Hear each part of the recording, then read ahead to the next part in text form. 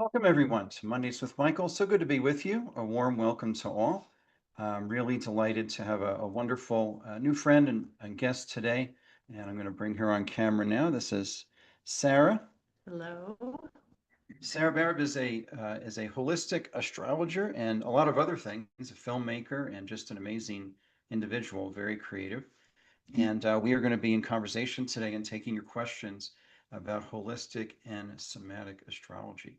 Very interesting. So I have to say, I just had my first reading with Sarah just a few days ago, and it was amazing. It was very deeply insightful. I learned a lot about myself. She knew things about me that she could not have known that she couldn't have known just from our conversation.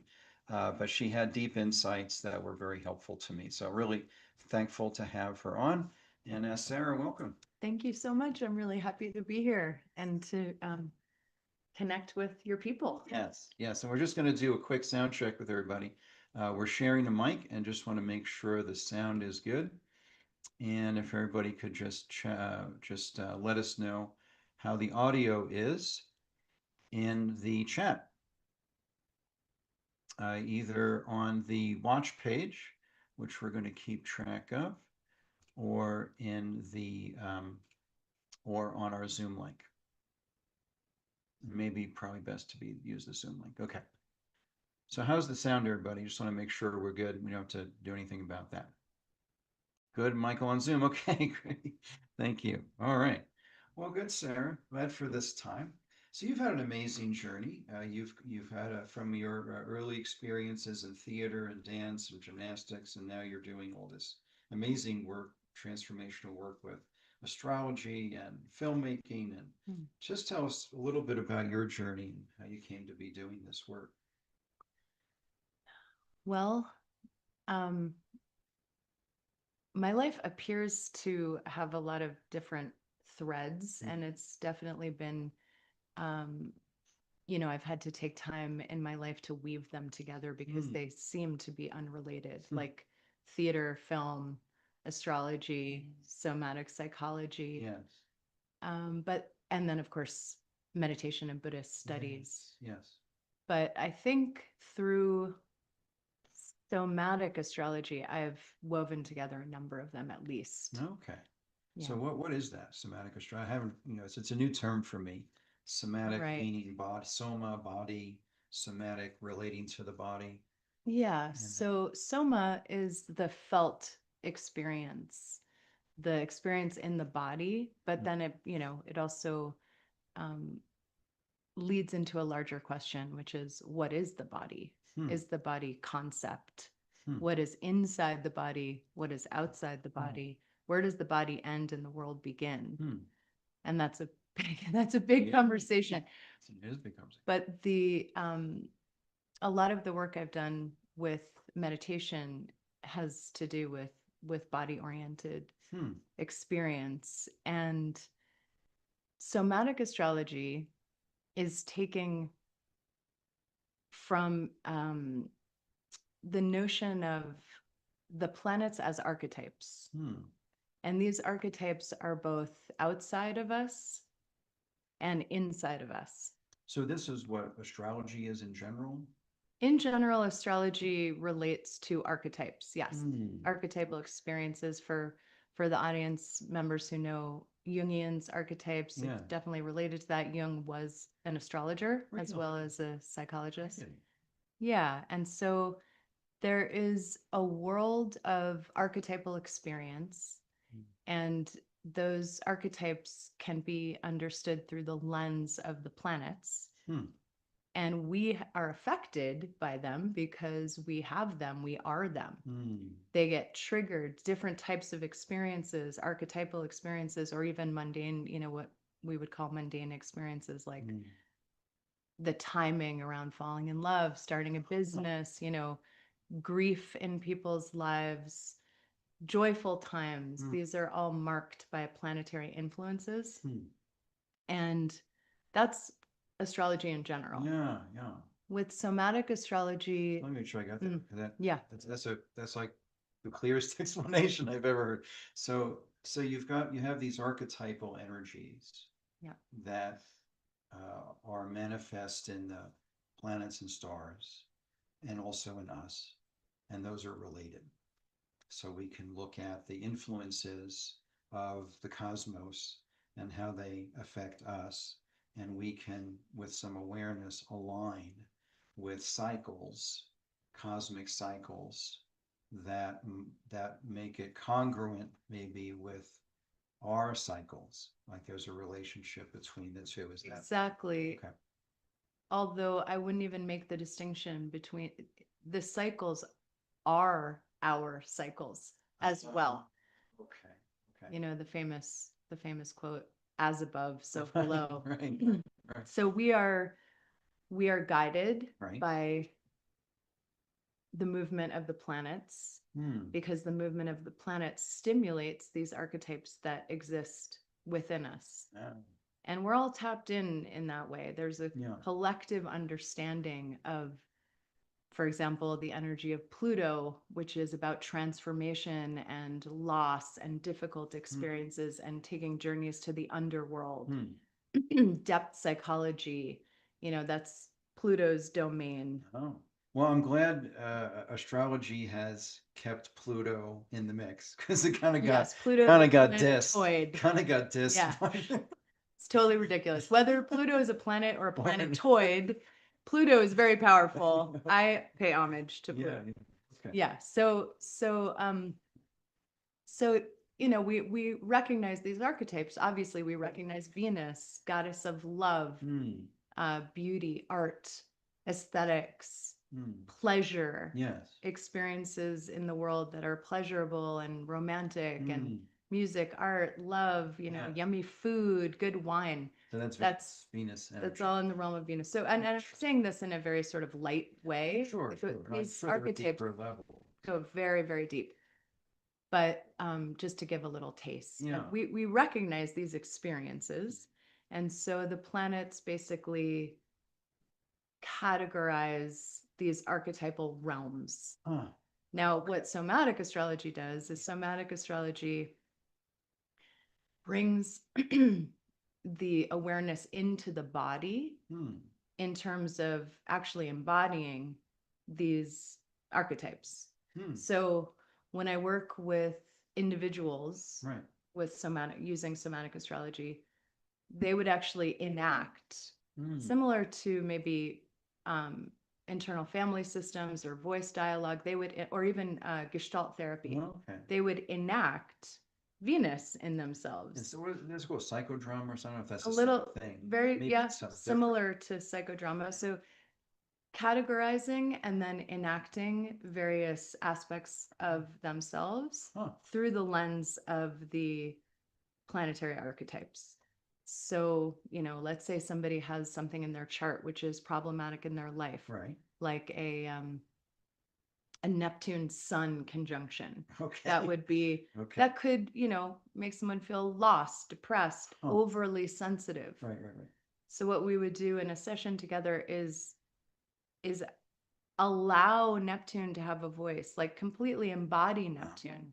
I would take them through a meditation on Neptune, and then they would give themselves space, and I would hold space for them to express that confusion, murky, nebulous part of them entirely. It's also very artistic. It has to do with spirituality, with loss of ego, which is also ego transcendence. So they would actually embody Neptune, get to know that part of themselves. And they would do that with the other planets, whatever in the chart was particularly difficult or something they wanted to amp up the volume on, a good aspect in their chart, like Jupiter trine Venus, for example, and they have this Aphrodite nature, and they want to turn up the volume. So it is a bit like psychodrama or Gestalt therapy, because they would be enacting. Right. And then in group work, it's a different matter, and I can talk about that. Group. That'd be a whole other thing. But this makes sense. I mean, we even just at a very simple, basic level, we have the moon, and people act differently based on, they can get a little more enlivened or energized or aggressive, even, in a full moon. Absolutely. And that's just the moon. I mean, Exactly. I mean, then there's all these other constellations and planets and stars and all this other stuff, which we have a relationship with. Yes, whether we know it or not. Whether we know We it or not. definitely have a You relationship know, going on. right. Yes. So this is kind of cool because you have this whole background in physical arts with dance and gymnastics and theater, and you did graduate studies in theater, and so you found a way to combine that with this system, this astrology thing. Where did it? So anyway, I just want to acknowledge that that's like super cool that you're Thank able you. to figure that out. And Yeah, I break mean, those parts. bringing them together has been maybe not exactly a linear process. Right. But Right. but for me, theater and film is about catharsis, and it's about expressing that which needs to be expressed for the collective. And I feel like astrology does that as well. Wow. One time in my life when I was living in Berlin, Wow. about 20 years ago, I had the opportunity to write and direct a play that was based on the planetary archetypes. Wow. And I got to have it performed at this festival called Bibersee Festival. And it was a wonderful experience to be able to actually literally combine Wow. theater and astrology. It was fun for me. That's I mean, amazing. I don't know how many people understood what I was doing, but it certainly Sure, it was awesome. Well, it'd be great to recreate here in the States somewhere, sometime. I mean, if you wrote the play, I'm sure people will be interested in it. Perhaps. I'm open. I'm doing a lot of projects right now. Oh, no, I know. You're incredible. I want to hear about that. So, where did this whole thing come from? This astrology thing? In my life or No, in general? historic. Like what were the Yeah, what's the origin story?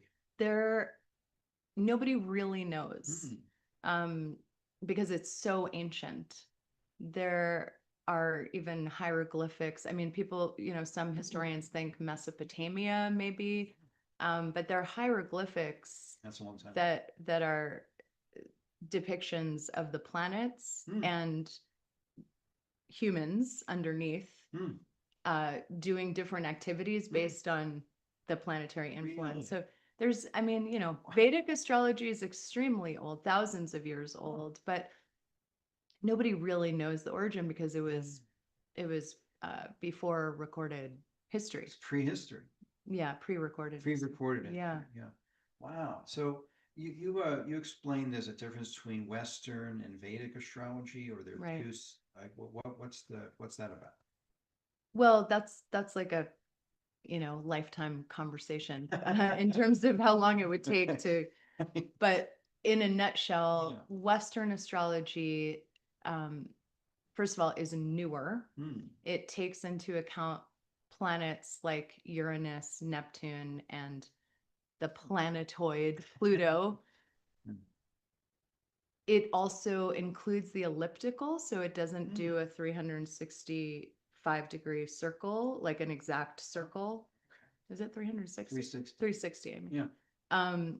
And so it's a little bit more oval shaped than that. I mean, I don't want to get too technical, but there's something called tropical Placidus, which is different than the whole house system. Interesting. In Vedic astrology, they generally use whole house system, which is a 360-degree circle. And Vedic astrology, it tends to be a bit more predictive, whereas Western astrology is a bit more holistic, psychological. Interesting. However, some Vedic astrologers are just incredibly profound in terms of not only the precision of prediction or predictive astrology, but also in terms of going incredibly deep into the archetypal domains of something that we don't have in Western astrology, which is called nakshatras or lunar mansions. Oh. So the lunar mansions in Vedic astrology is particularly interesting to me because it focuses on the moon. Western astrology, not as much. I mean, of course, the moon is important, but in Vedic astrology, the moon is supremely important. Really? Yes.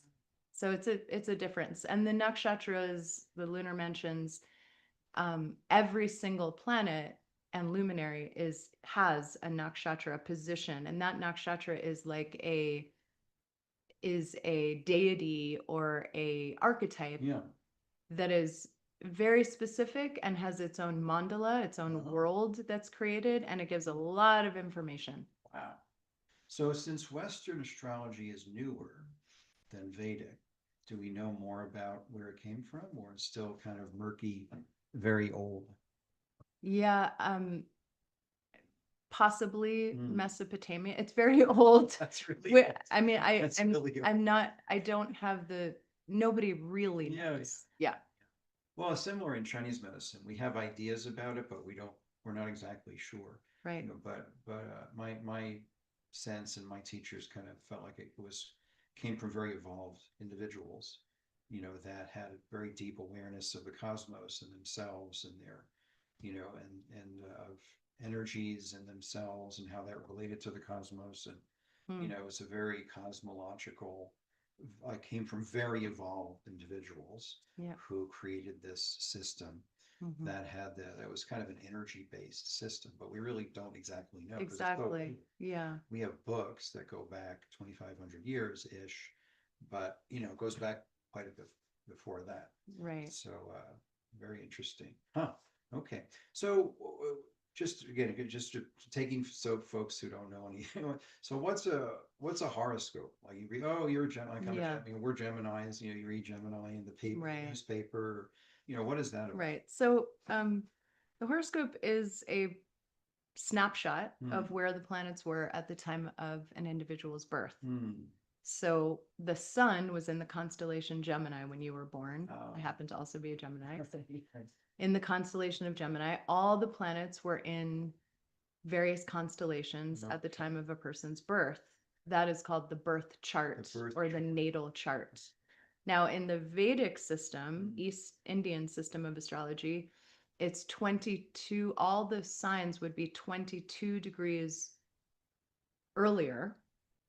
So if you're, let's say, sun, I happen to know your chart. I just gave you a reading. So your sun is at 10 degrees of Gemini in your Western chart, which means that you're actually a Taurus in your Vedic chart. Really? Yeah. And so unless the degree of a planet or a luminary is at 22 degrees or more, right, you're going to be the previous sign. All those planets will be in the previous sign. So how do we think about this, or how do I think about this? I don't know how astrologers think about this in general. I think most astrologers choose one or the other that's more accurate. They either think Western astrology is more accurate or Vedic is more accurate. Right. But for me, I think of the Western chart as being more action in the world. Interesting. Accurate in that way, like this is who you are in the world. The Vedic, a person's Vedic chart would give information about their internal experience of being.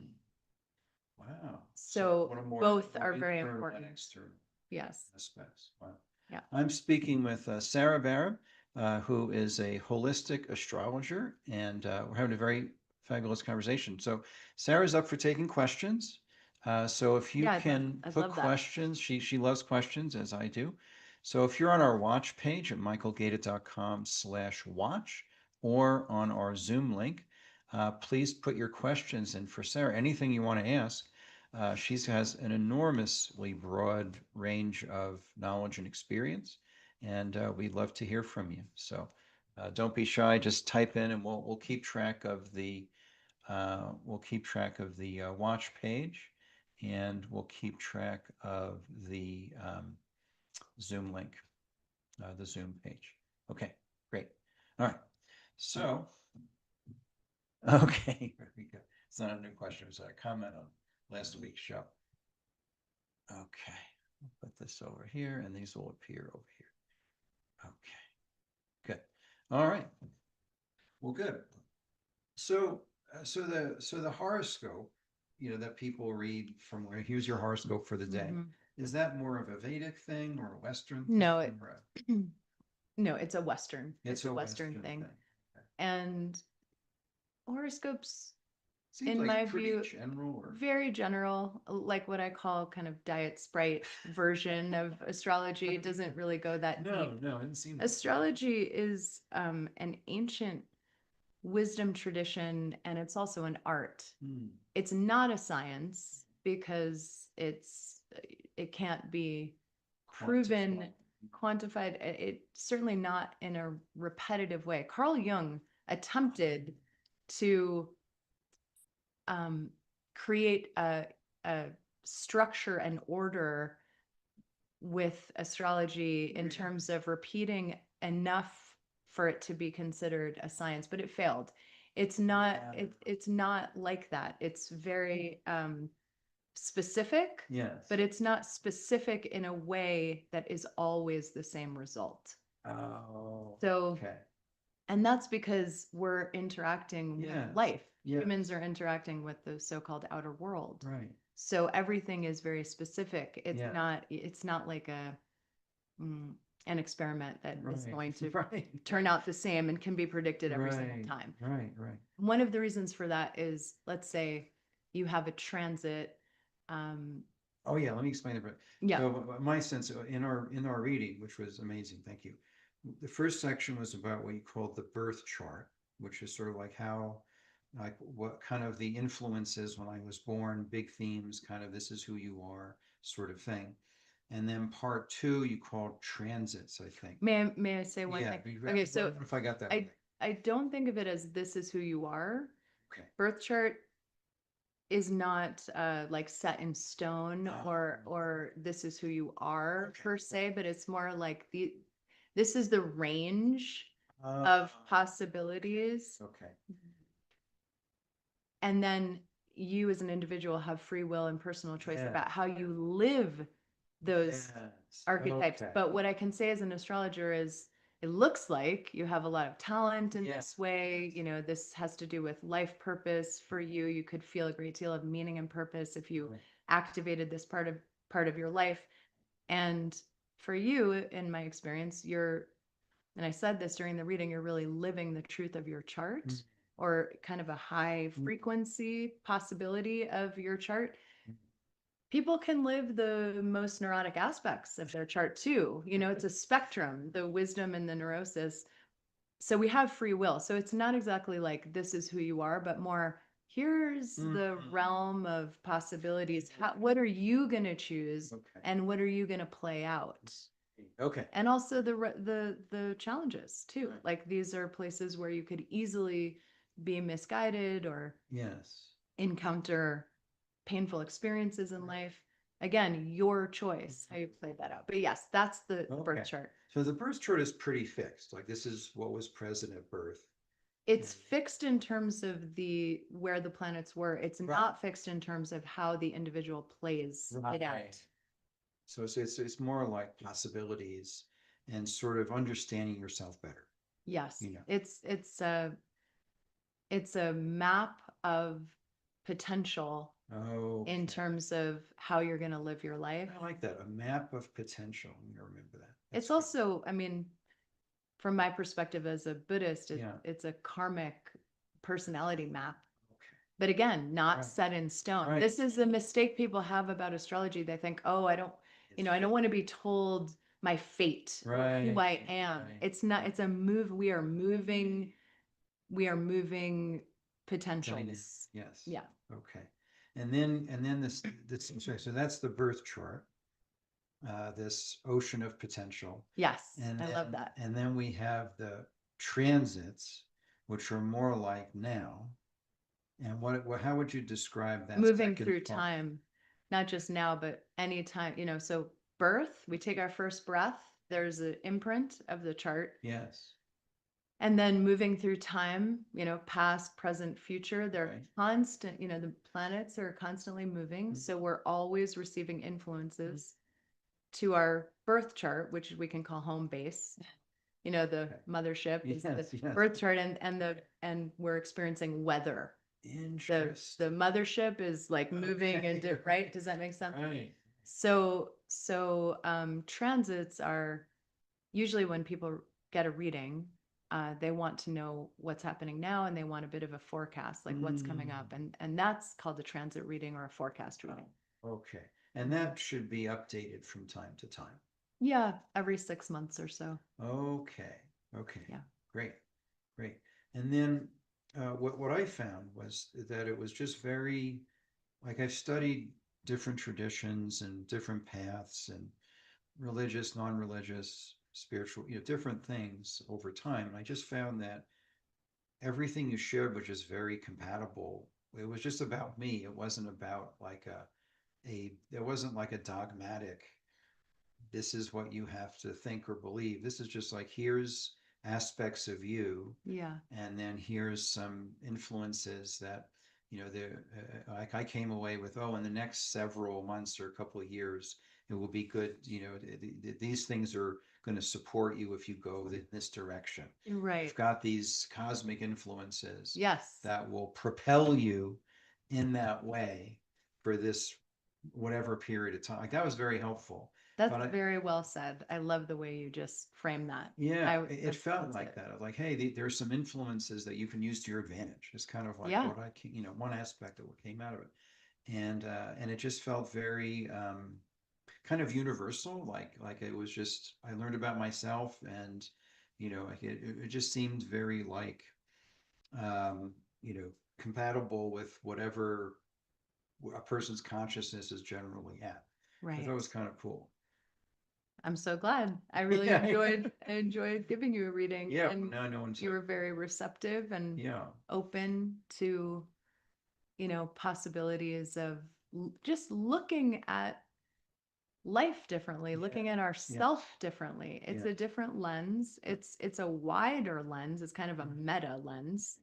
And it's helpful sometimes rather than seeing everything as personal and individual Yes. can be like archetypal. Right. So what I was going to say earlier, if someone, let's Yeah. say, is having a very difficult transit Mm. and What's the transit again? transit is, so I'll use you as an example. Let's say, well, it's true, your sun is in Gemini. Yeah. Let's say that this is also happens to be true, that the planet Uranus is conjunct your sun, meaning it's passing it's either close or exact to the degree on your sun, Okay. or a little bit past, but it has to be within about 7 degrees To be conjunct. to be conjunct. Okay. Now, Adjacent, sort of. yeah, or like what it would look like through a telescope is if your chart was, if it was your birthday, and so the sun was exactly where it was at the time of your birth, and Uranus was conjoining your sun, right? It would look like Uranus was right there with the sun, right? You wouldn't even be able to see because anyway, right. They would be merged. So in terms of the effect of that transit, we would have to understand the archetype of Uranus and what is Uranus's mandala domain world that I think of Uranus as a he, that he creates. Yeah. And then how is that going to affect your Gemini sun? How is that going to affect you? Interesting. And there's a lot that goes into that. Right. Maybe too much to explain. It would Right, be tedious, but the house that it's in, other aspects to planets that I'm not going to go into all that. But the way that that transit plays out in your life, it's helpful to have some, I find it helpful to have some information so that I don't just feel like I'm being blown around by life, but I can sort of take the reins, like have a sense of, okay, these are likely going to be the experiences during this time period. What can I do consciously and creatively in terms of personal agency to guide the experience rather than just be asleep, unconscious, and be kind of like knocked around by Uranus. Right. So that's true for all the planetary transits. We can gain some degree of agency. I don't want to say control, but agency over how we can help direct it. It's like if you see a wave coming towards you can move with the wave, you can dive under it. Yeah, exactly. You have options, choice. Right. But if you don't see the wave coming, you just get pulled. Yeah, bam. Okay. Yeah. So it's being more proactive than reactive. It's being a player, a Yes. conscious player in your own life. Okay. Okay. That's awesome. So you've got quite a bit of, I mean, very deep experience in Tibetan Buddhism and meditation. Hmm. For folks who are less familiar with that Yeah. tradition, what is it? What is Tibetan Buddhism? Like your So, tradition? yeah. Well, so Buddhism originated in India Hmm. about 2,500 years ago. It migrated to Tibet with um, Guru Rinpoche, who was who traveled from India to Tibet Hmm. and then basically tamed the wild Tibetan. Uh, you know, they were practicing various nature-based Hmm. shamanistic um, spiritual practices. One is called Bun, the Bun tradition, which is very shamanistic and nature-based, kind of more pagan. Hmm. And that is a very profound path in and of itself. Hmm. But anyway, the story goes that Guru Rinpoche tamed the like barbarians. Hmm. The Tibetans were, quite wild. They still are Sure. pretty wild people. Sure. And uh and also had to tame the like local spirits, Hmm. and there's a lot of folklore and Hmm. story about what he did to kind of rein people in to practice meditation. Hmm. But tantric Buddhism, Vajra, so essentially Vajrayana Buddhism came about in Tibet. Hmm. It's very specific Hmm. to Tibet, or at least it was. Hmm. It's traveled now to other Right. countries, but this is 8th century we're talking about. A Yeah. 700s. Okay. So so uh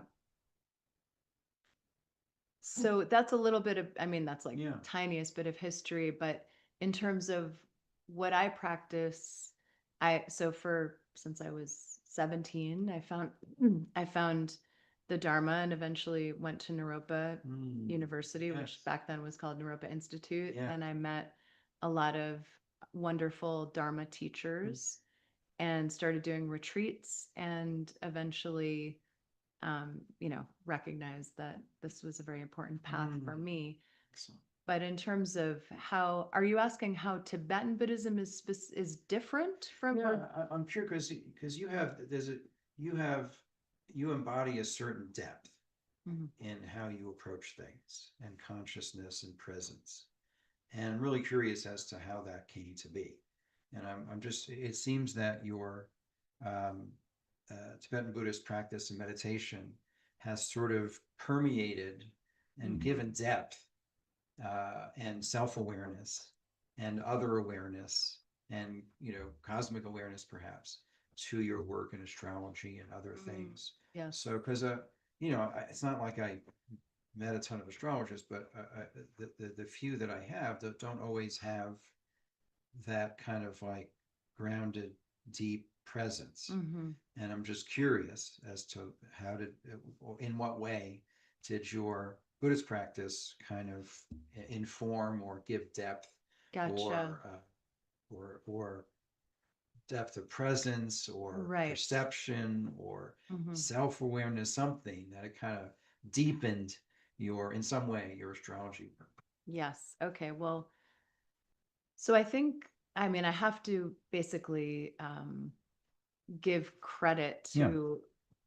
to Tibetan Buddhism or Vajrayana or Tantric Buddhism and my teachers, all of my teachers, in terms of adding profundity to literally every Mm, aspect of my life. mm, I can't even imagine what my life would be like without the yes. Dharma and without my teachers, who are Right. extremely precious to me. And, the teachings and a lot of years of doing retreat and Mm. living in Nepal, and um, yeah, a lot of retreat, which is very What was important. that like? You were studying in Nepal, you were on solitary, what was that's amazing. That was a year of my life. I was volunteering with Tibetan refugee orphan children. Wow. So I was teaching writing and gymnastics. at a school for Tibetan Wow. refugee children in Bodh, Nepal. Oh, And then I did quite a few solitary retreats, like 2 or 3 weeks. And then I lived in monasteries. I received a lot of teachings. It was an amazing year of my Wow. life. Wow. Incredible year. So you were in Tibet for a year. No, in Nepal. I'm sorry, Nepal. Nepal, you were Yeah. for a year, and then also you spent some time in Tibet. No, Tibet had already basically become China at that Oh, point, okay. the invasion of Yeah, yeah. 1959. So Tibet, unless you go very far east, Right. Tibet is China. Oh, Uh, so you spent time in Nepal. Nepal, India, Bhutan, Japan, Thailand, Wow. lots Amazing. of And monasteries and teachers there, different but places. mostly my Tibetan teachers mostly in Nepal and India. Ah, And my current teacher, Kachap Rinpoche, he lives most of the year in Sikkim, Sikkim. which is kind of an autonomous region, Oh. but it's basically India. Oh, okay. But anyway, to get back to your question, Yeah. how does Vajrayana Buddhism impact or affect my astrology work Yeah. and kind of, life in general? Right. Right. So the way that they are similar and the way that they inform each other is, first of all, Vajrayana Buddhism or Tantric Buddhism is deeply connected to astrology. Really? Oh, wow. That's something that has been lost Wow. over time. It's hidden in the way that a lot of wisdom traditions end up being either turned into something that's kind of very, very Diet Sprite-ish, kind of, so the masses, so it can appeal to people who don't really want to go that deep. Horoscopes and newspapers and so forth. And also, in some way, I think it's a kind of self-protection in terms of keeping the very deep esoteric wisdom hidden.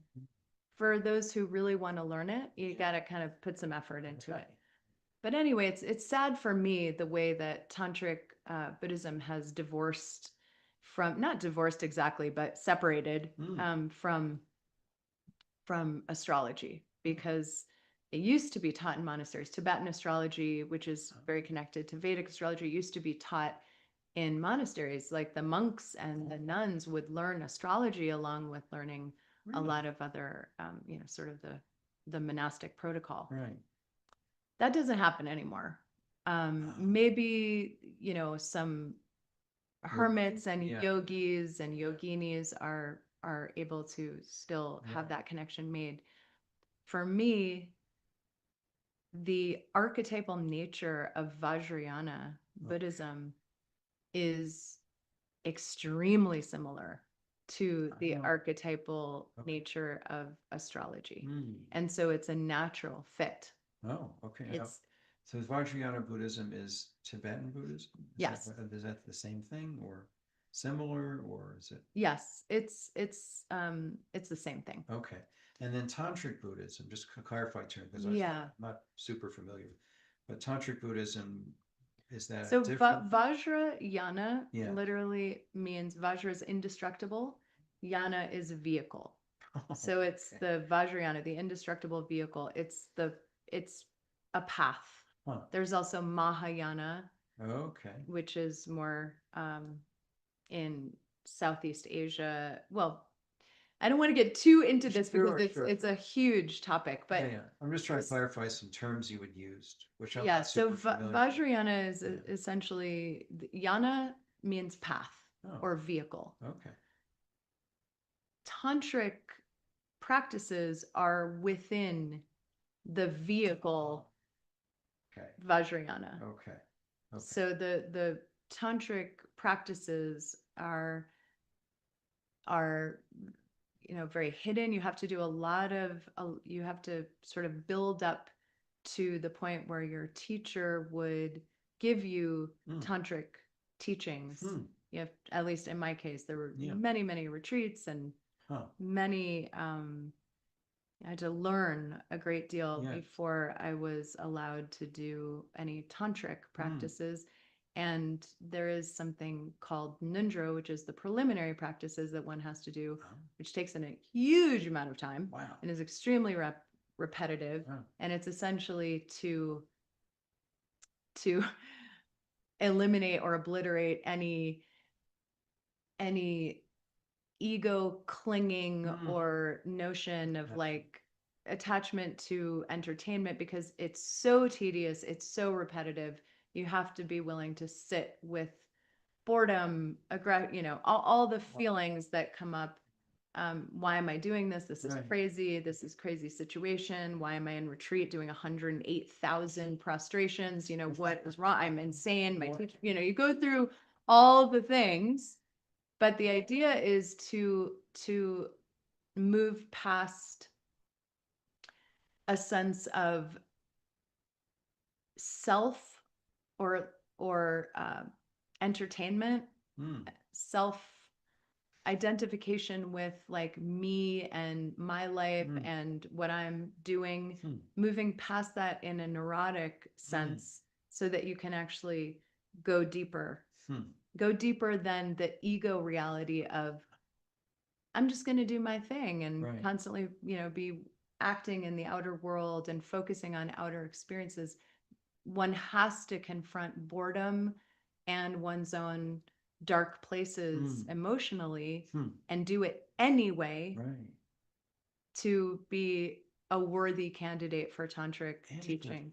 Because also the tantric teachings are very extremely profound and extremely powerful.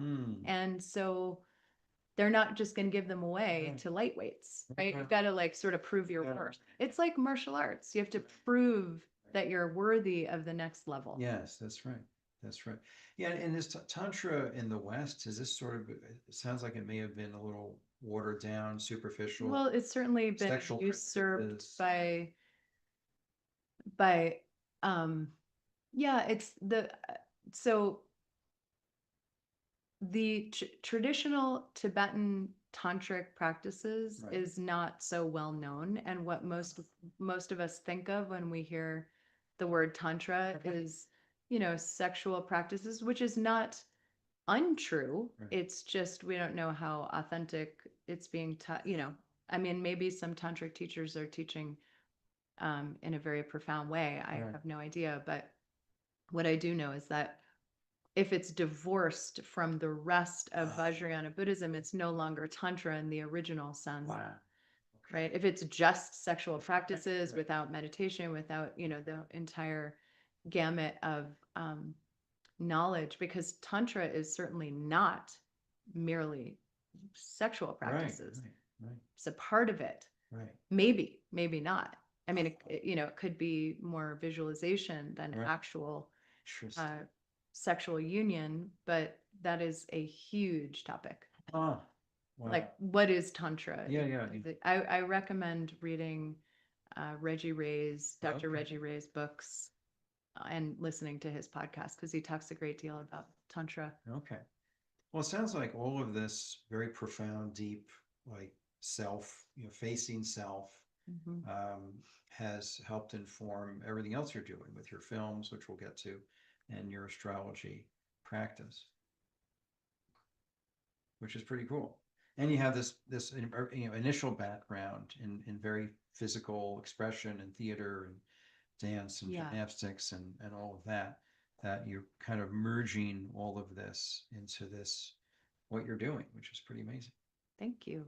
I hope so. I hope I'm merging it. I mean, sometimes it feels very disjointed and I feel like a basket case, but yeah, right. Yeah, well, and we have a common origins in New York City, which is pretty cool. And then we both, have this artistic expression that we each kind of, we naturally gravitate towards. I know if I don't have, I don't know what your experience has been, but if I don't have some type of artistic expression pretty regularly, if not daily, I just start to get a little, a little off in some way. Like there was a time, months would go by, I wouldn't play the piano. And then I wake up one day like I don't feel right, and then I play and Exactly. like, oh, that was the problem. Like I just haven't been creating or expressing in Yes. this way. I mean, you have this deep artistic background. What have you found with that?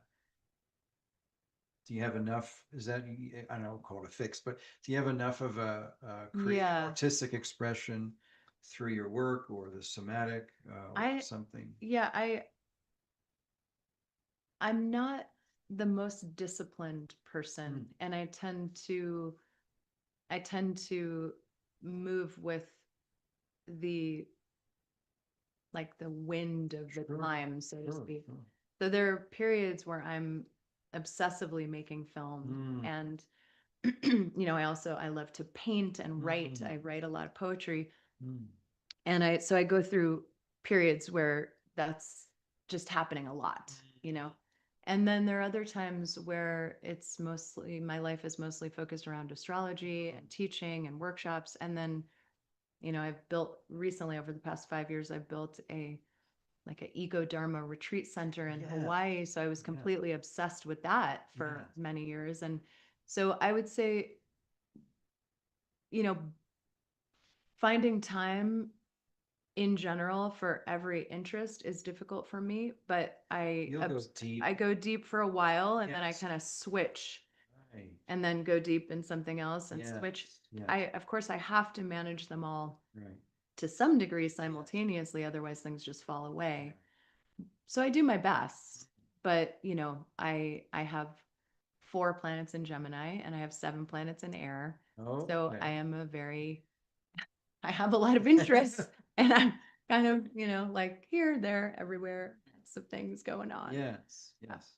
It's made it hard to settle down. Yeah. Well, I mean, I like that you're able to dive deep in something for a season or a cycle of some sort and do something there, and then sense what's next. Do you do You that? know, Is that how you operate? I prefer Yeah, that. I not don't always always get that. possible. Yeah. I mean, part of me would just like to play music all day.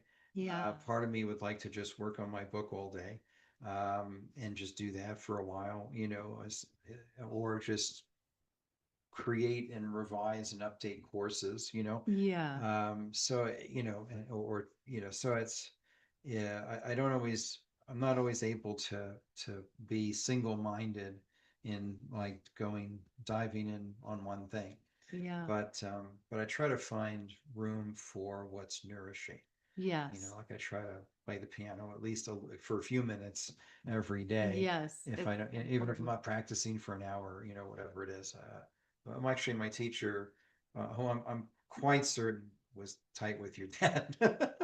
Right. uh, This is another whole it's thing another whole thing. that we have in common, which is Yeah. classical music. And, Yes. Yes. anyway, Yeah.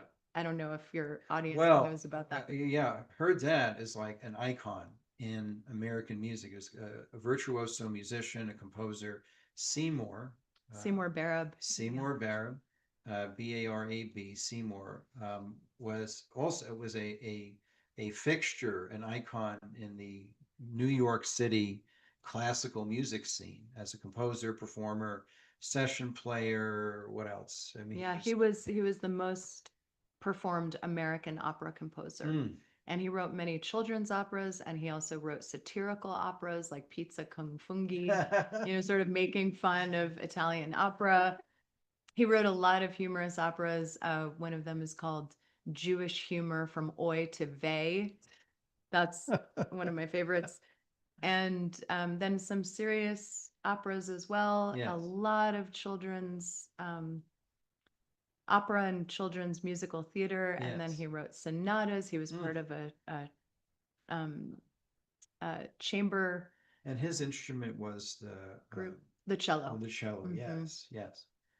He Yeah. was he was phenomenal. He was a phenomenal musician, and then he was a studio musician. He Mm. played on tons of films and Right. played with Charlie Parker, and he played on albums like uh, uh, Simon and Garfunkel. Lots, so Yes. many, Yes. many, Yes. many. But anyway, he passed away in 2015, but his Yes. music lives on and It sure it gets does. performed. I get little notifications on my phone that are like, Wow. Seymour Barab's opera is being performed in Japan in 4 days, or Wow. at a university in Texas, or that sort of thing. That's Yeah. amazing. Well, And as my brother said, yeah. we hit the lottery of dads. He Yeah. was an incredible father, incredible musician, That's so artist, and incredible father. Oh, But unlike me, he was wonderful. incredibly disciplined. Wow. 8 hours a day in his music room, no matter what. Even if he had writer's block, he would just sit by his piano. He would just sit there. So Monday through Friday or 7 days a week or I'm pretty sure it was Monday through Friday Wow. because the weekends he always 8 had hours tons of time for his kids. yes. Yeah. Wow. When So- I was a child, because my brother and sister are older than me, Sure. when I was a child, he was always home and he was always in his studio, in his office Okay. with his piano. Right. But he never didn't have time for, he always made time for me. But he was very good with scheduling. Amazing. Well, so do you know anything about his chart? Unfortunately, the time of his birth was not recorded, and the time of the birth is quite important. So I know In obviously, some yeah, I know the outer planets and where his sun was, but I don't know specifics about his Sure. ascendant or his moon. Oh, okay. Being, the inner The planets. details. Yeah, I wish I did. That would have been fun. Sure, sure. But you can get generalizations from the day, a little bit. The day and the year Day and without the the year. time and the place. You have to know the place, the Oh, location. Do you know So the you, place? His place? yes, I know he was Okay. born in Chicago. Oh. So birth date, including the year, birth time as exact as possible, birth location. Right.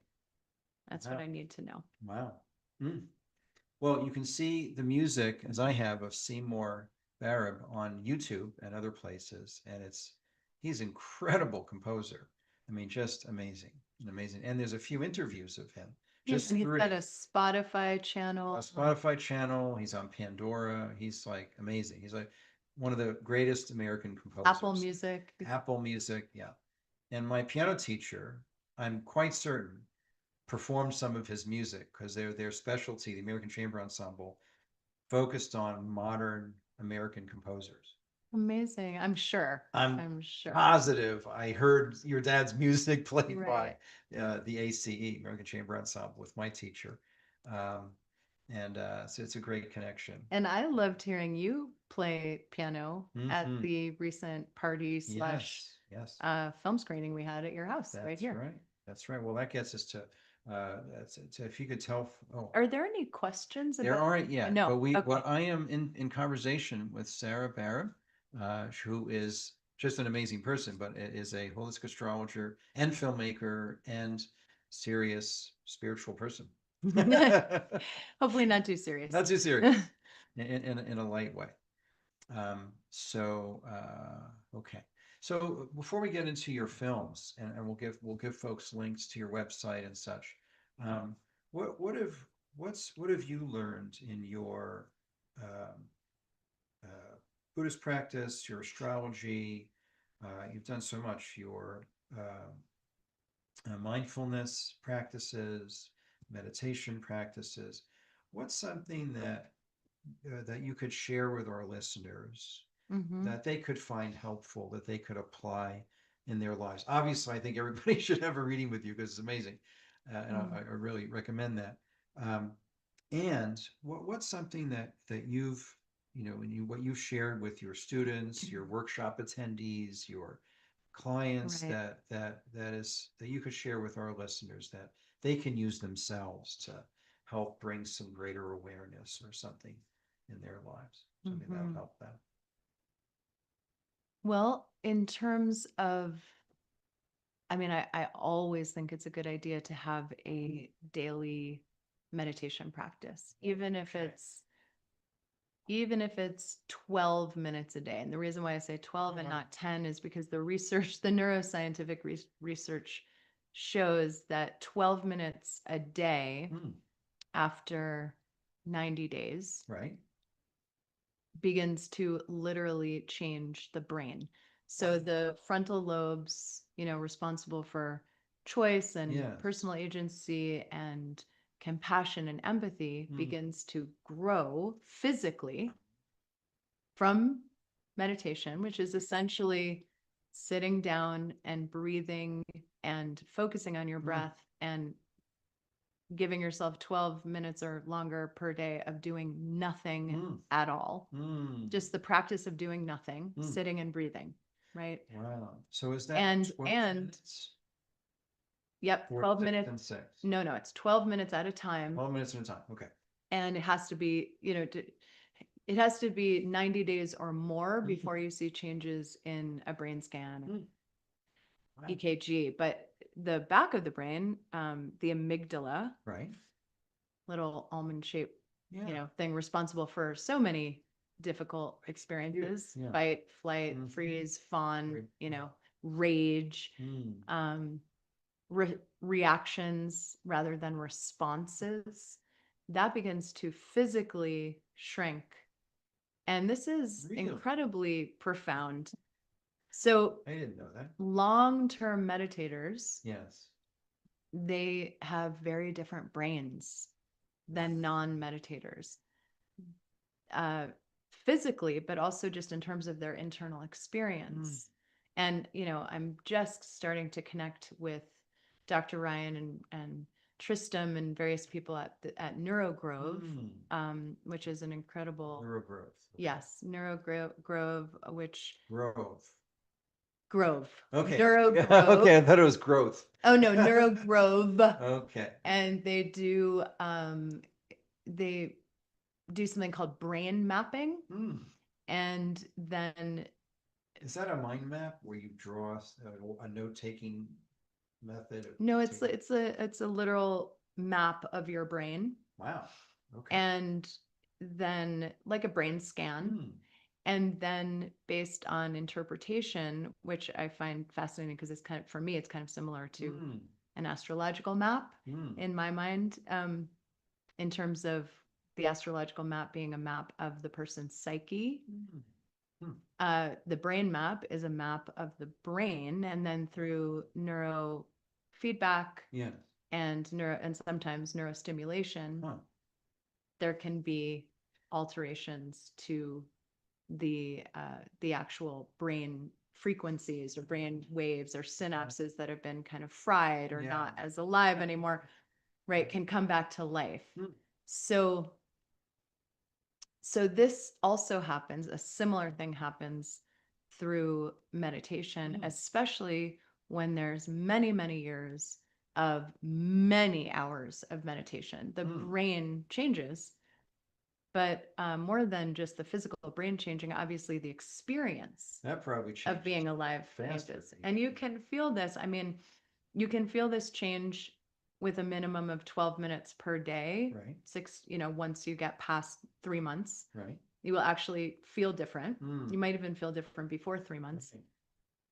But I know from my own experience of doing month-long silent retreats where I'm meditating a minimum of 10 hours a day, I have a very distinctly different experience of being alive at the end of one of those retreats than I do when I'm not practicing meditation that much. So what I would suggest to aspiring meditators is find a place to sit. It can just be on a cushion, on the floor. It can be on a chair, but you need to be sitting up, not lying. It's better if you're not lying down. If you have an illness or for some reason you need to lie down, then it's fine. But if possible, to sit up. Something. Yeah, if you can be upright, that's better. And essentially, I would recommend that you put all distractions aside, you turn off your phone. Maybe you set an alarm for if you want to sit for 20 minutes or 15 or 12 minimum. Can't be less than 12 if you want to change your brain. And half an hour, 45 minutes, an hour obviously is much better. And So just some very basic shamatha instruction, basic meditation instruction. Shamatha means calm, abiding. You sit and you breathe and you pay attention to your inhalation and your exhalation. And when you notice that you're having thoughts, you don't aggressively push them away or try to stifle them. You also don't enhance them in the way we do all the time by kind of like feeding into the thoughts. You don't do that. You notice the thought and you let it go. It's like a passing cloud. You notice, let it go. And then you come back to your breath. You bring your awareness back to your breath over and over and over and over. And that breath meditation keeps you in the present because breathing only ever happens in the present. Right. So our minds go to the past and the future. Right. But if we keep the object, the breath, where we are incapable of leaving the present moment. Okay. Eventually, we settle into the present moment. And everybody knows the experience of being deeply, profoundly present because it happens in life in peak experiences, you know, birth of a baby or an orgasm or falling in love or a terrifying moment. We're 100% present. Yes. But in ordinary, more mundane life, we often are not present at all. So mindfulness is just bringing yourself back, bringing yourself back, bringing yourself back. And when the mind and the nervous system settles, then all kinds of things open up. We notice so much more than we normally do. And we also have choice. Like somebody says something that bothers us, there's like a gap or a pause before we just jump on them. And So is this what is, I remember years ago, John Kabat-Zinn was popularizing. I studied with him. You studied with him? Yeah. Wow. So you probably like mindfulness. Is that what you just described as would be called mindfulness meditation? Or is that a different thing? So mindfulness meditation, it covers a lot of ground. So this, what I just described, is called shamatha practice, calm abiding. It's mindfulness of breathing. But you can do mindfulness practice with literally anything while you're washing the dishes, while you're playing with your child, while you're painting, while you're playing piano, and while you're walking. And basically what that is essentially don't do more than one thing at one time, which is crazy talk for today's world. Yes. With multitasking and like single tasking. Yeah.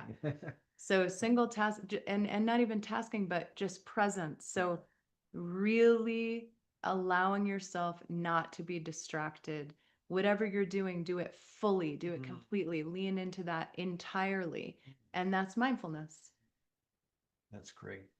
That's practical. So 12 minutes once a day. Sit up, pay attention to your breathing, keep returning to it when the mind Return to the breath. wanders. Yeah. Is there a special breathing technique, like you count in and out? You can do that if it helps. No, it's not like pranayama or yogic breathing. This is just you're just breathing like you always breathe. You're inhaling and you're exhaling. So, okay, specific technique. You do want to breathe through your nose. Okay. If possible. You know, some people might have blocked nasal pathways. In that case, they can breathe through their mouth. Right. Nothing is set in stone. But if you're capable of breathing through your nose, breathe through your nose. Your lips are closed, but loose. So they're not tight or locked. Right. Just kind of loosely, not even necessarily touching. Just, you know, your mouth is relaxed but closed. Right. The tongue goes to the roof of the mouth behind the two front teeth. And this creates an energetic connection between the upper and lower body, the tongue. You just rest your tongue at the roof of your mouth behind your two front teeth. And you sit comfortably, preferably cross-legged. I don't know if you want to turn the cameras. Oh, yeah, sure can. There you go. Like this, with your hands just resting. Resting on it. Okay. hand. What movements. about this thing in the, is that So a sit thing? like or- this. This is a more of a Zen style, and this is great too, as long as your shoulders are relaxed. An important thing is you want your shoulders to be over your hips. You don't want to be leaning forward or sticking your chest out. Okay. So you want your shoulders over your hips, and preferably your hips to be higher than your knees. That's why you might want to sit on a cushion. Pull And up the Zafu. Pull out the Zafu, and cross-legged is great. If you can't do that or that's Sure. uncomfortable, then sit on a chair. You just want to be upright. You want to be upright and you want your spine to be straight. And so the Mhm. idea is that your chest is open to the world, Mhm. to others, to experience, and your back is supporting your self, Mm. right? So you're both open Right. and you're supported. Oh, You're supported okay. and open, aware. And then the technique is to have your eyes open, but Oh. focus about 5 or 6 feet in front of you Oh, on the ground, but you're not actually looking at anything. right, right. So your They're eyes are closed. your eyes are not closed Okay. because you're open to life. Yes.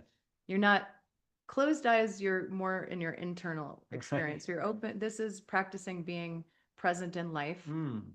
So your eyes are open, but not focusing on anything, just kind of gently gazing down Mm. and relaxed. So your eyes, you're really relaxing your eyes consciously. Mm. And then you just sit and you breathe for 12 minutes.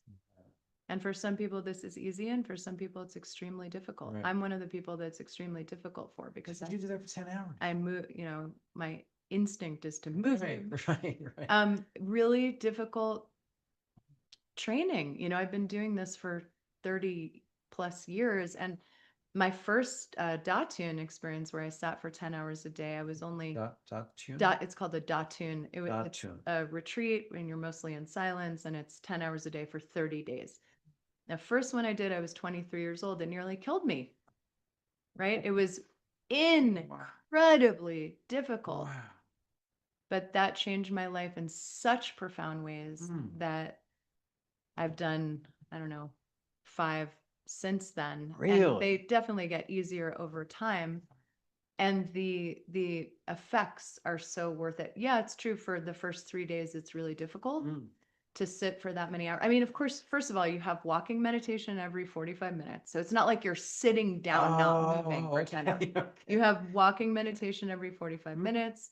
You have a 2-hour break where you can take a walk in the middle of the day, and you have some work things, like washing dishes or whatever. Right. And then you have meals, but you eat the meals in the shrine room, Japanese oryoki style, which is meditative eating in silence. So it's not like you plunk yourself down on a cushion and don't move for 10 hours, but the amount of time that we all meditate each day is somewhere between 10 and 12 hours a day.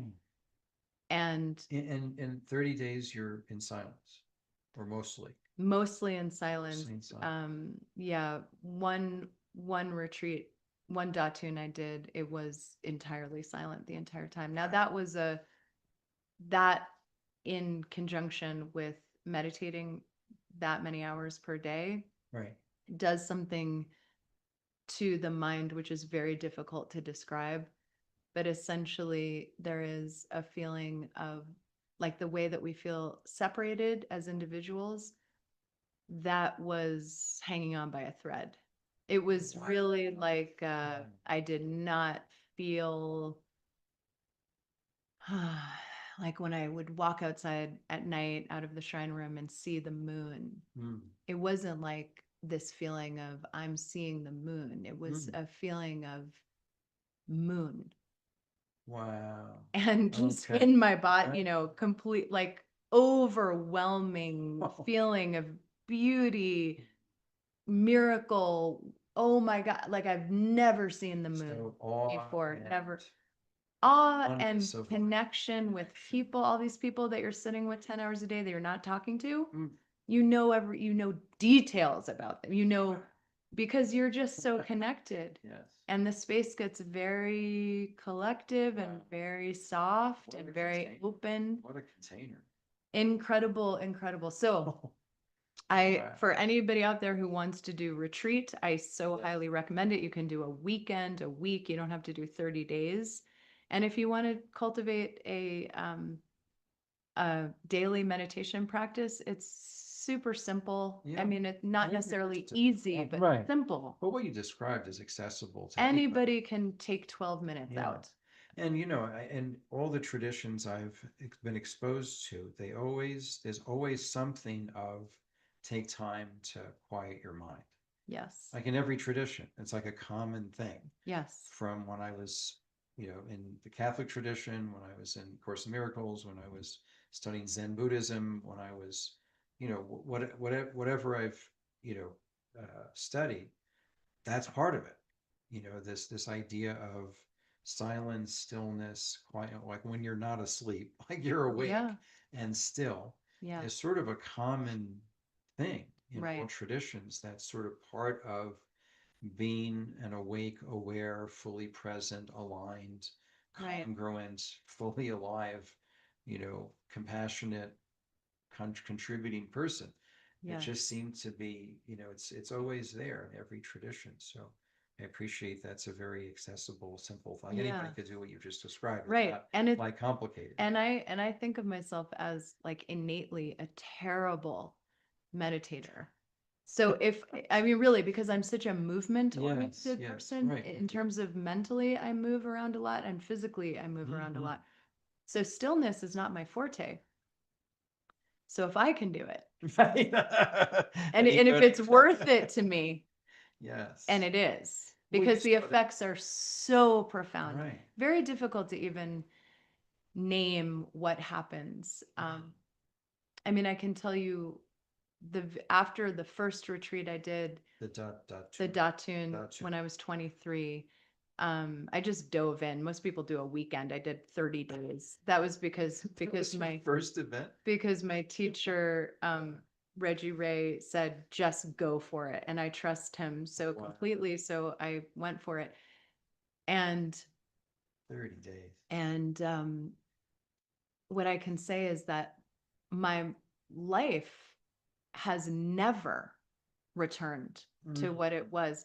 There's some things, the saying like you can't unring the bell once the bell is rung. Oh. There's some things that I can never return to. Right. And that's okay. Yeah. It's just how it is. I can never not, for example, this didn't used to happen, but now, and ever since then, for the past 30 years, Wow. when I see an animal or a human being in pain, Right. I literally feel it in my body. There's some kind of empathic resonance. Wow. And it's not like I feel their pain in my Right. body. I just feel this kind of that goes up it's a physical somatic experience, and that never happened before the first Datun, and many, many other things as well. But that's something that's extremely visceral and very noticeable.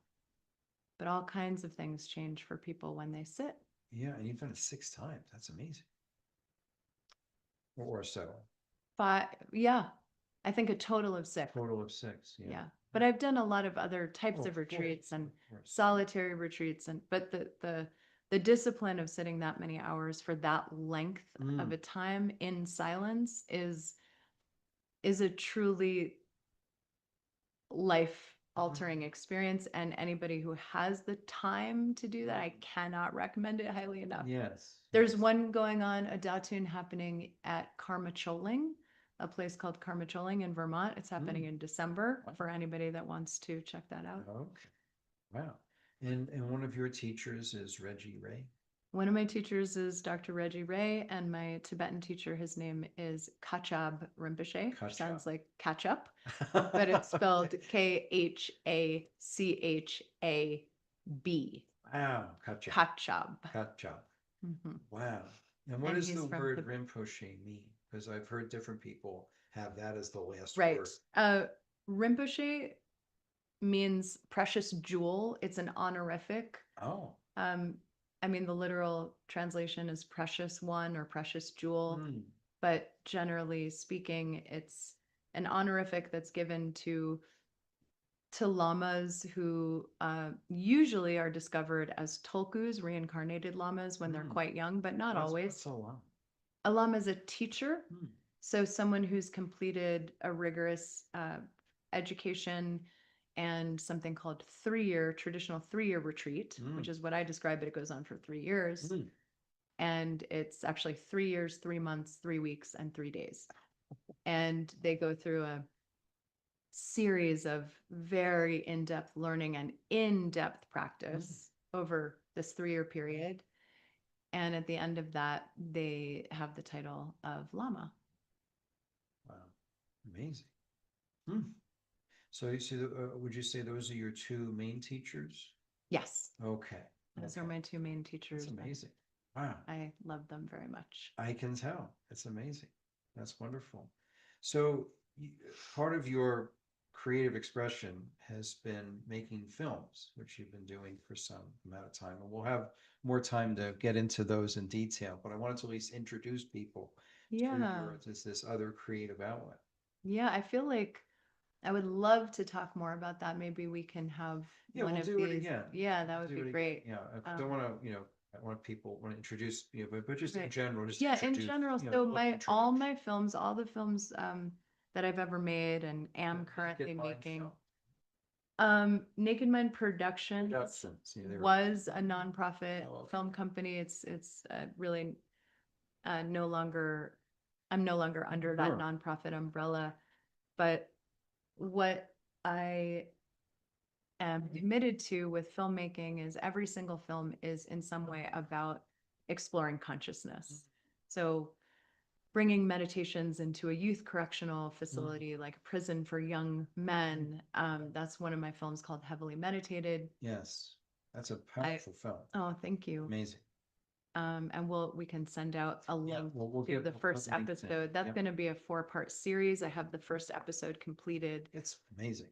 Thank you. Mm. And so I filmed those young men for 3 years as they went through rigorous meditation training, nonviolent communication skills, and emotional resiliency techniques through a program called Path of Freedom, developed by Fleet Mall and Kate Crisp. It's something connected to Prison Mindfulness Institute, which is a great nonprofit organization that's dedicated to prison reform. Right. So that's one of my films. I have other films that are exploring consciousness from various angles. Like I'm working on my first non-documentary right now, which is the working title for that is Mind Wiped. And it's an animated series about real life characters who they have their animated avatar. But it's their voice narrating, and it's real life experiences of people who've experienced non-dual states of consciousness for extended periods of time. So essentially, ego identity dissolution, an experience of oneness with all things, all beings, whether it's through meditation, through trauma, through an accidental drug overdose, through intentional psychedelics, whatever or just happened by accident, spontaneously. It's an exploration of non-dual states of consciousness through these characters, and it's going to be animated. And because that's the only way that these experiences can really be displayed or shown, is it's too bizarre to do it in any way other than animation. So that's why it's going to be animated. And I'm working with my writer and film partner, Gaetano DiCarlo, who's in LA, and we are a team working on Mind Wiped. In terms of the other films, I'll just say, because there's many of them. Yes. I'll just say they're all exploring consciousness, exploring Asian wisdom traditions. I mean, some of them are about Asian wisdom traditions. Some of them are not specifically about that, but they all have the common theme of consciousness. Well, And what is consciousness, and what does it mean to be human, and what is the mind? These are questions that matter to me. Well, it sounds like you've been exploring that yourself, in your own experience, gone pretty deep with exploring your own consciousness and, examining that and being Mhm. with that. Yeah.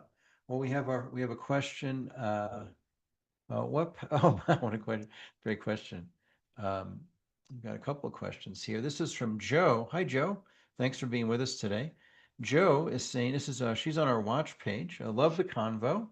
What parallels do you see between your dad's musical talents, which were huge, by the way, and your spiritual astrological talents? Wow, what a question.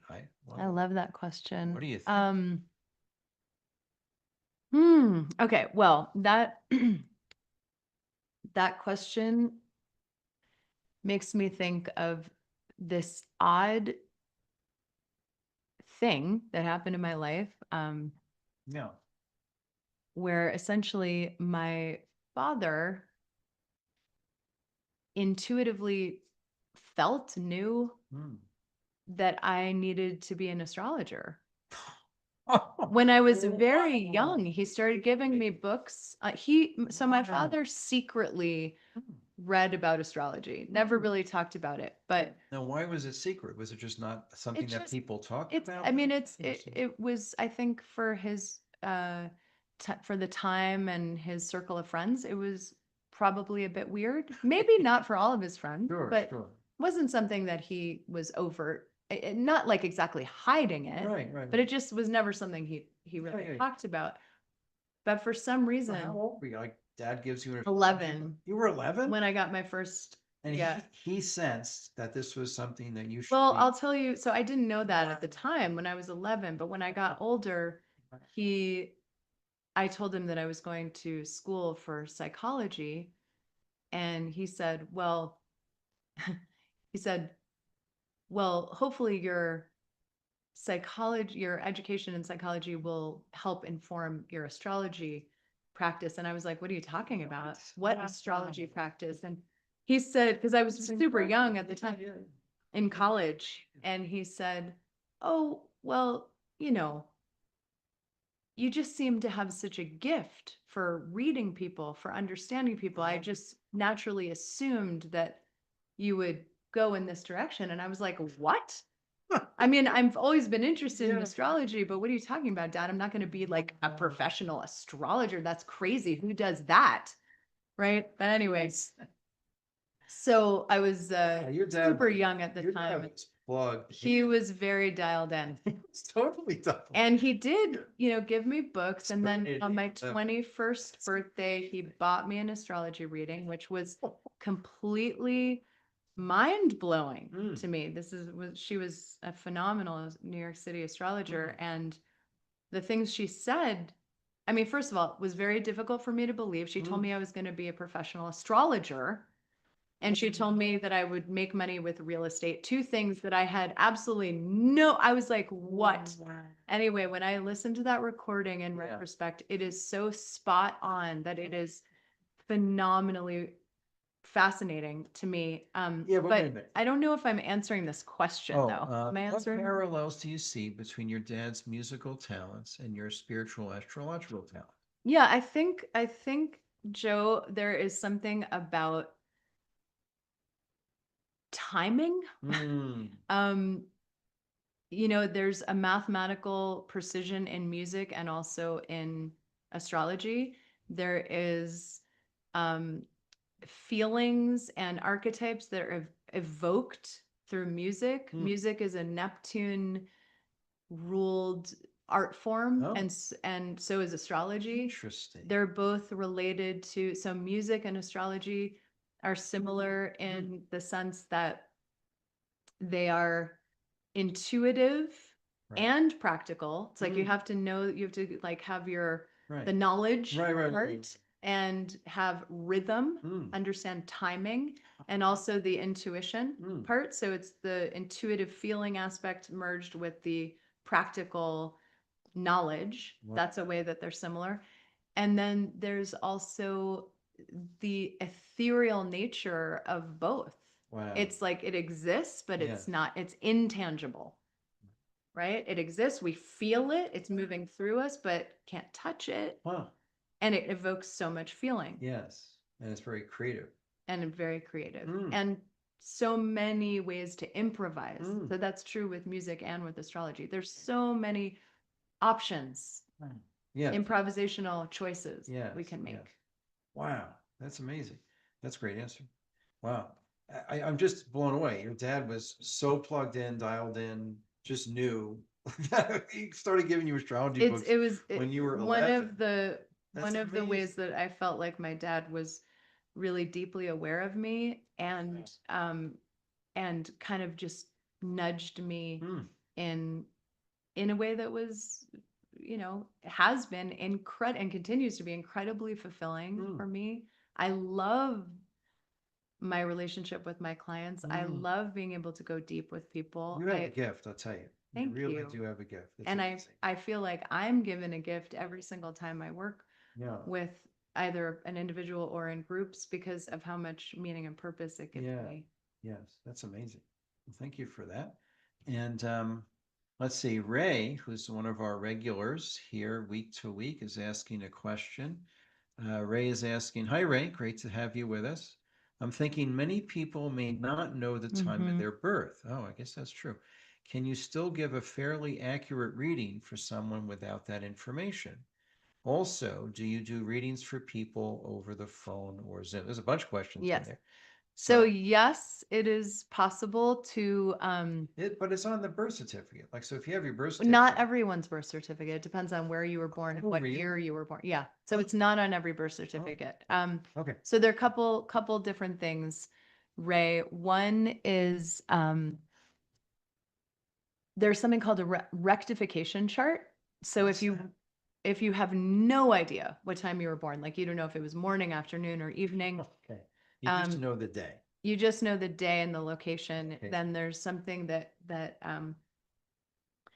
I do for people, which is called a rectification chart, which Mm. essentially is an interview where I ask a lot of questions and based on the questions, try to figure out the time of birth. Wow. Now, we'll never know Right, if it's right, accurate, but right. when I do rectification charts and then I give a reading, people seem to feel like it's accurate. Wow. So I'm hopefully at least getting close, like in the Sure, sure, ballpark of the sure. time of birth.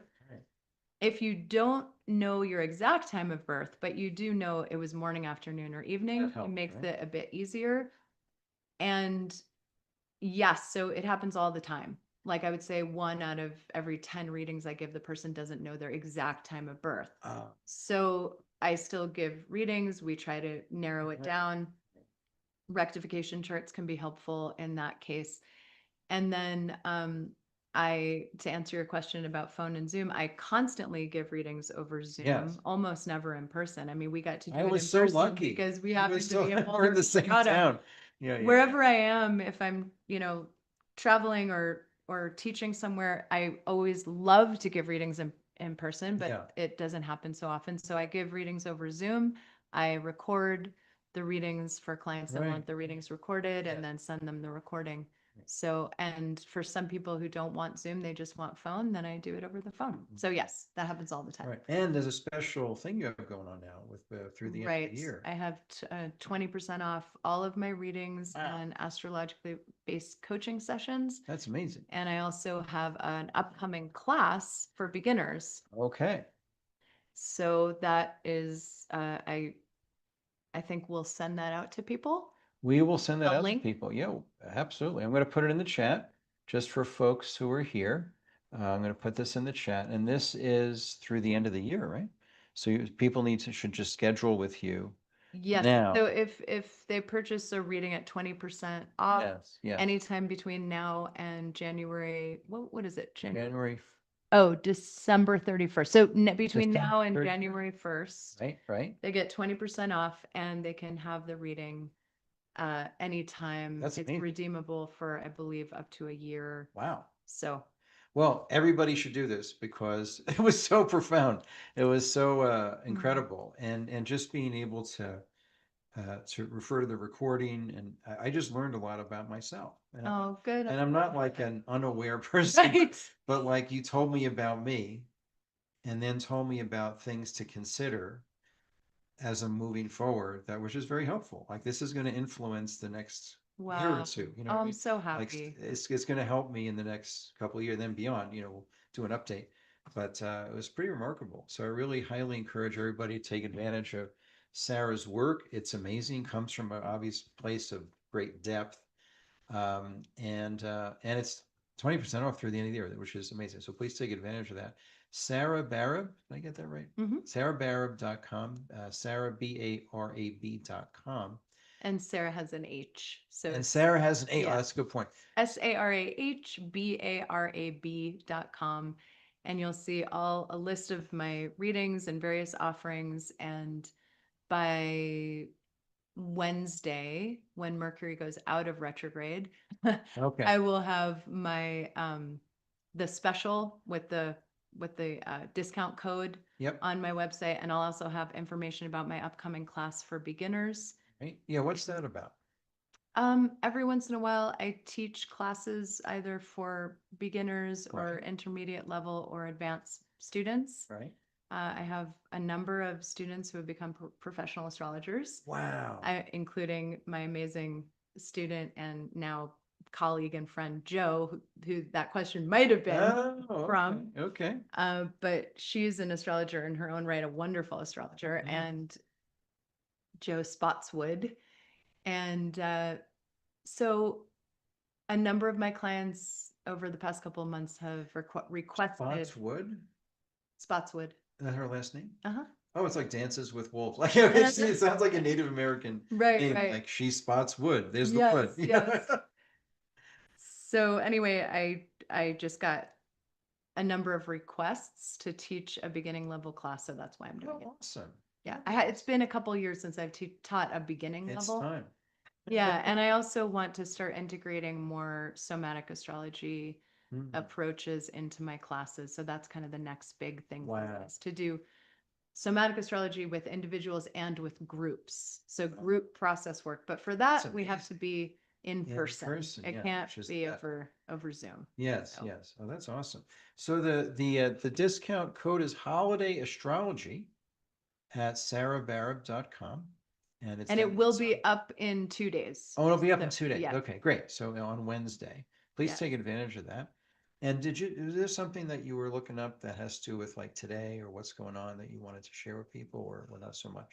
Um, no, I mean, not a big long thing about it. No. Just, sort of the general situation is there are a number of planets in retrograde right now, including that? Mercury. It means that communication can be very wonky. It means that there can be car issues, difficulties with electronic devices. Essentially, people may have been feeling just being a little out of sorts. Okay. I don't want to talk too much No, not about deep, but just the in general. details of what's happening But there's a currently bunch of planets in retrograde. now. Yes, Oh, wow. including Mercury, but that will end on the 29th, which I believe is Wednesday. Wait. 12 days. Wait. Did I say the 29th? Let's see. 29th is, about 2 weeks, roughly. A little less than Okay. 2 weeks. I think it's wait, hold on.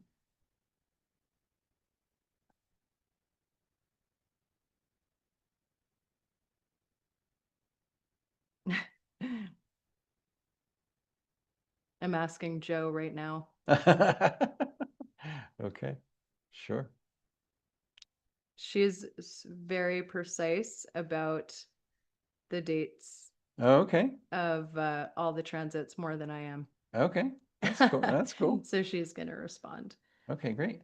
But yeah, so in general, when planets are in retrograde, there can be a feeling of being a bit stuck or having to repeat things, misunderstandings, miscommunication. In the case of, certain planets, there might even be like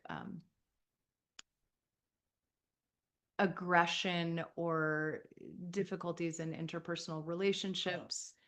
But in general, there's a feeling of like you can't quite get it going, or if you're taking a flight, it might be delayed by many hours. There's that kind of sort of staccato, like start, stop, gas, break Okay.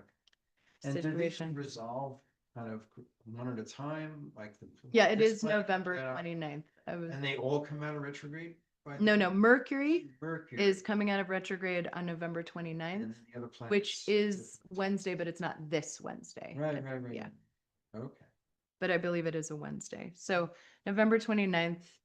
But I'm happy to, I would love to come on your show again Let's and do it. talk about what is currently happening astrologically if your listeners are interested. I think I'm interested. Okay, great. We can do another one all about what's currently up.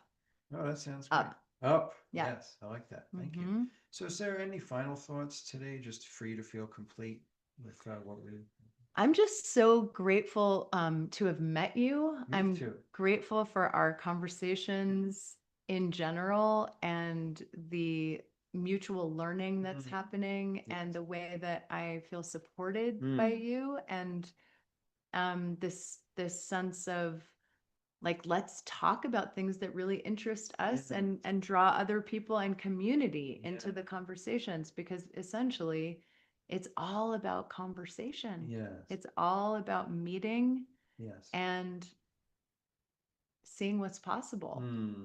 Beautiful. I love that. And I'm very grateful to all of you who've been listening. Thank you so much. I hope to get to meet you Yeah, thanks for being on here, Zoom or in person or however it goes. And if you're in Colorado, we have some listeners in Colorado. December 27th is the next party.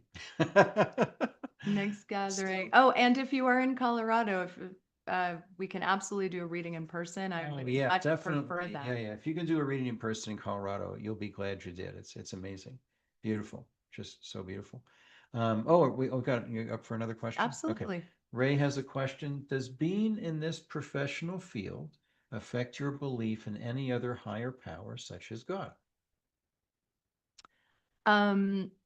So being in this profession does not affect my belief. I guess my belief in a higher power, Yeah. my belief in um, what I call the all consciousness, which might be another, some people might use the term God, Sure. was already pretty available, accessible to me, Okay. like from a super young age. Yeah, yes. So I would say, if anything, astrology has confirmed Wow. a Okay. sense of the interconnected, the interbeing, the Design of the cosmos. design of the cosmos, but really the